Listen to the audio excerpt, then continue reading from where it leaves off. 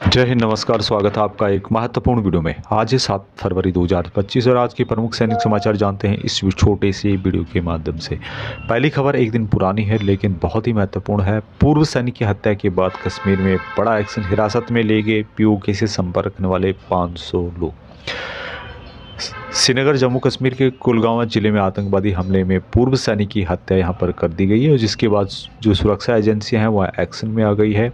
अज्ञात बंदूकधारियों ने एक सेवानिवृत्त सैनिक की हत्या कर दी और जिसमें कि सर्च ऑपरेशन पुलिस और जो सेना है उसके द्वारा किया जा रहा है। बड़ी संख्या में लगभग 500 लोगों को यहाँ पर डिटेन किया गया है, जो ज़्यादातर लोग पाकिस्तान के कब्जे वाले कश्मीर पीओके में मौजूद कश्मीरी आतंकवादियों के रिश्तेदार हैं। ये जो घटना हुई थी कश्मीर के दक्षिणी हिस्से में आने वाले कुलगांव में संदिग्ध आतंकवादियों ने हमले में एक सेवानिवृत्त सैनिक की हत्या कर दी तथा उनकी पत्नी और भतीजी को भी घायल कर दिया। हमले की घटना के बाद अब जम्मू कश्मीर पुलिस सख्त एक्शन के मोड में है।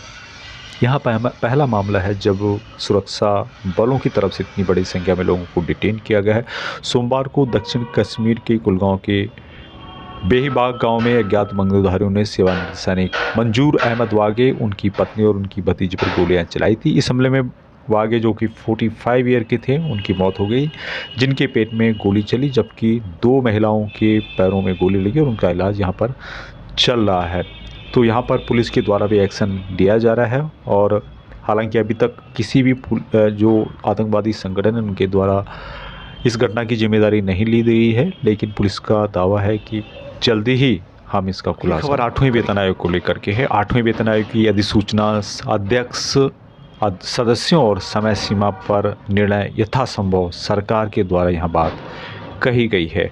वित्त मंत्रालय ने कहा है कि 8वें केंद्रीय वेतन आयोग की गठन की अधिसूचना, इसके अध्यक्ष और सदस्यों की नियुक्ति और समय सीमा पर निर्णय उचित समय पर लिया जाएगा। मंगलवार 4 फरवरी 2025 को राज्यसभा में एक प्रश्न के लिखित उत्तर में वित्त मंत्रालय ने 8वें वेतन आयोग की गठन की सरकार के निर्णय की पुष्टि की और कहा कि अन्य सभी निर्णय जल्द ही लिए जाएंगे। वित्त मंत्रालय में राज्य मंत्री पंकज चौधरी ने कहा, सरकार ने 8वें केंद्रीय वेतन आयोग के गठन को मंजूरी दे दी है। 8वें केंद्रीय वेतन आयोग की समय सीमा, इसके अध्यक्ष, सदस्यों की नियुक्ति और इसके गठन की अधिसूचना से संबंधित अन्य प्रश्नों का उत्तर देते हुए चौधरी ने कहा, इस पर उचित समय पर निर्णय ये है अग्निवीर से लेटर, और जिसमें कहा गया है कि अग्निवीर में बहाली के लिए कॉलेजों में चलेगा प्रचार अभियान। एक खबर मुजफ्फरनगर बिहार से लेटर है, जिसमें कि वायुसेना अग्निवीर में बहाली के लिए जो बिहार विश्वविद्यालय उसके कॉलेजों में प्रचार अभियान चलाया जाएगा। इसके लिए भारतीय वायुसेना के विंग कमांडर अरविंद सिंह रावत ने BRABU के कुलपति को पत्र लिखा है। तो अग्निवीर की ये हालत आ गई है कि सरकार को इसके लिए कॉलेजों में, विश्वविद्यालयों में प्रचार करना पड़ रहा है।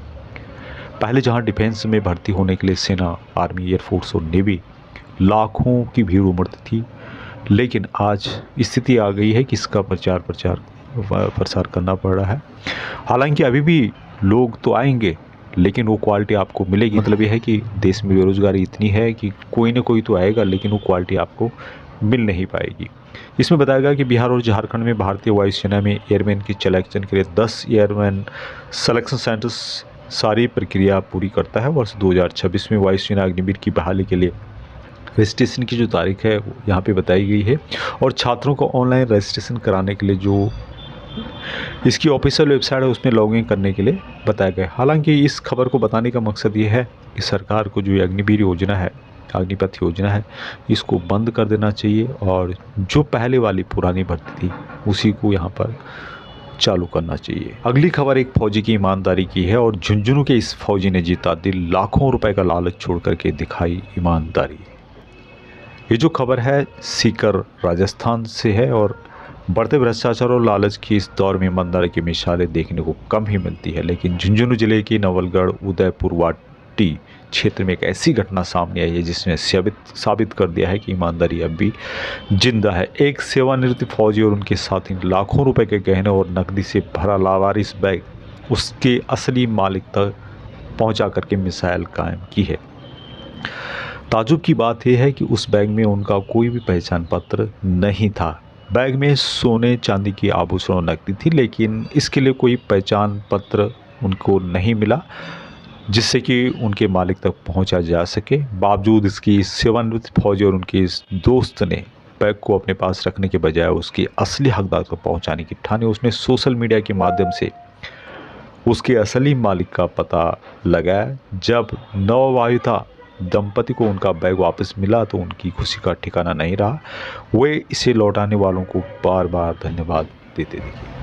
नेक्स्ट खबर अग्निवीर को लेकर के कि अग्निवीर भर्ती के लिए सरकार ने खोले सहायता केंद्र, रोडवेज बसों के साथ मिल रही है यह सुविधाएं। अम्बाला अग्निवीर भर्ती 4 फरवरी से लेकर 11 फरवरी से चलेगी। इस दौरान युवाओं को किसी तरह की कोई समस्या न हो, इसका ध्यान रखा गया है।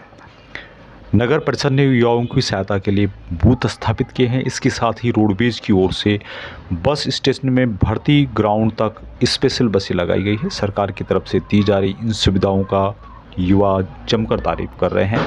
अग्निवीर भर्ती के लिए जो जा रहे हैं युवा हैं, उनको अम्बाला में अग्निवीर भर्ती को लेकर के अम्बाला कैंट नगर परिषद की ओर से स्पेशल बसें चलाई गई हैं।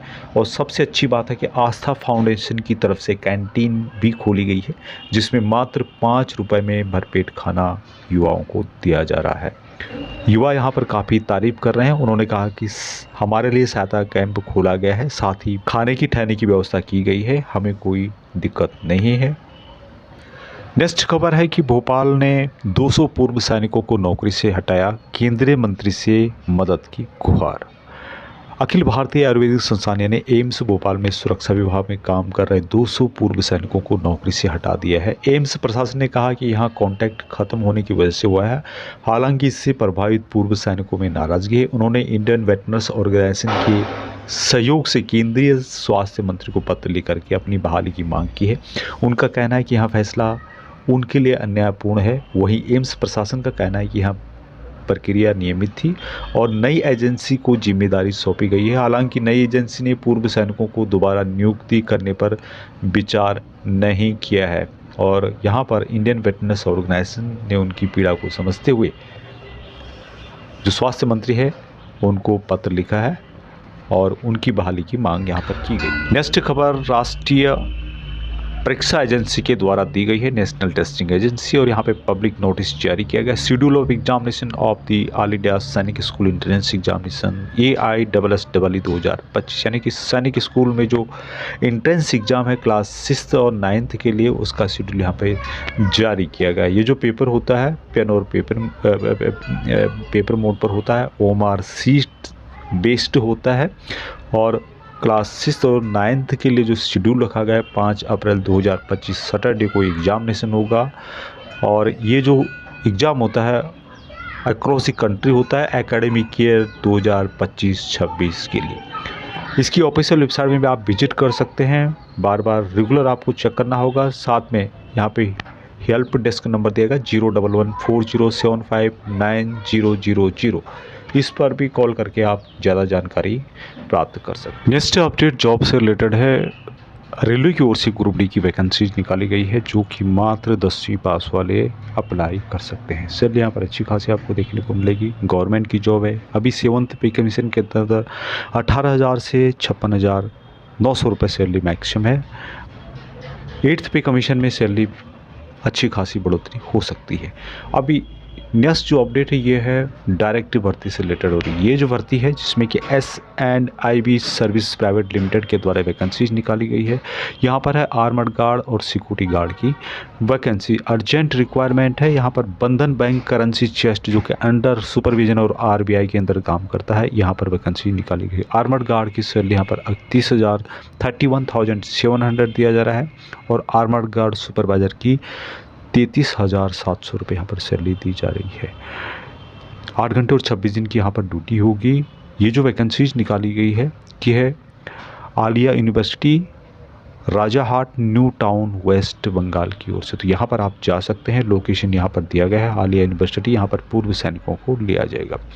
Discharge book, PPO, ex serviceman I card, arm licence, Aadhaar card, PAN card, bank details for salary, photo 5 copies, police verification report, उससे रिलेटेड आपके पास डिटेल्स होनी चाहिए। ये जहाँ पर age should be within 53 year के अंदर होनी चाहिए। Medical category should be safe 1। Armoured guard की 6 रिक्वायरमेंट है। आर्मर्ड गार्ड सुपरवाइजर की 1 रिक्वायरमेंट है।